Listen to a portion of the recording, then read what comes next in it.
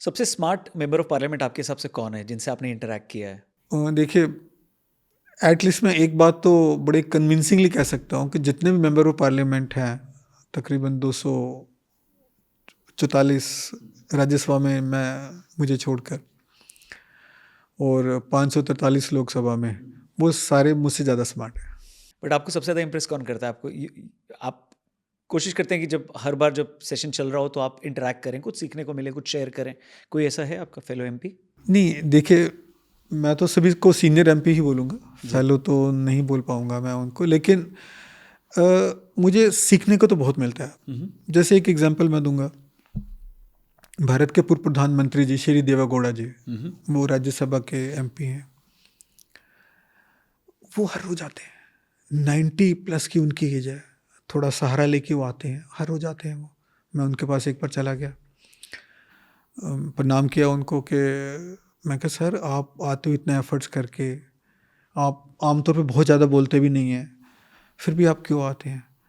बोलते जी मैं अपने आप को एक्टिव रखना चाहता हूँ इस एज में भी। बोलते यस, नहीं मैं रखूँगा तो मेरी एज और कम हो जाएगी। कितनी बड़ी लर्निंग है उनसे। देश के पूर्व प्रधान श्री मनमोहन सिंह जी भी आते थे, तो जब तक मैं गया वो थोड़ी सेहत उनकी डाउन थी तो वो काफ़ी कम आते थे, लेकिन वो भी आते थे। सोनिया जी भी आती हैं, देश की बड़ी नेता हैं वो।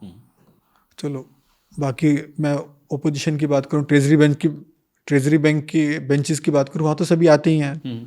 तो उनका जो एंथुजियाज्म देखने को मिलता है लाइफ के प्रति, देश के प्रति, उससे ज़्यादा शिक्षा आप नहीं ले सकते। मध्य प्रदेश के पूर्व मुख्यमंत्री जी हैं दिग्विजय सिंह जी, बाई चांस मेरे नज़दीक ही बैठते हैं, तो मुझे कई बार मौका मिल जाता है उनके साथ बैठने का भी।